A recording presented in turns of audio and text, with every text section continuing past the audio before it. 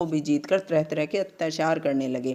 देवताओं ने उनके अत्याचारों से तंग आकर ब्रह्मा जी के पास जाकर अपना दुखड़ा सुनाया। ब्रह्मा जी उनसे बोले, हे देवताओं, इन दोनों दैत्यों को केवल जगत जननी पार्वती ही मार सकती है, इसलिए धैर्य रखकर भगवान शिव जी का ध्यान करो, वे ही भक्त भयहारी हैं। इसके बाद भगवान शंकर की प्रेरणा से नारद जी बिंदल और उत्पल दैत्यों के पास गए और पार्वती जी के रूप की प्रशंसा करने लगे। पार्वती जी के रूप की प्रशंसा सुनकर दोनों दैत्य कामाक्रोध धोकर पार्वती जी के अपहरण की योजना बनाने लगे। एक दिन पार्वती जी अपनी सखियों के साथ गेंद खेल रही थी। दोनों मायावी दैत्य शिवगणों का रूप धारण कर वहां पहुंच गए और पार्वती जी पर कटाक्ष करने लगे। भगवान शंकर ने उन दोनों को पहचान लिया और कहा कि ये दोनों राक्षस हैं। पार्वती जी ने इशारा समझ लिया और उनकी चालों को भी समझ गई। पार्वती जी ने खेल खेल में ही अपनी गेंद दोनों दैत्यों पर मारी। गेंद के लगते ही दोनों मायावी राक्षस चक्कर खाकर पृथ्वी पर गिर पड़े और उनके प्राण पखेरु उड़ गए। वह गेंद शिवलिंग के रूप में दर्शन देने लगी। वह जगह जेठेश्वर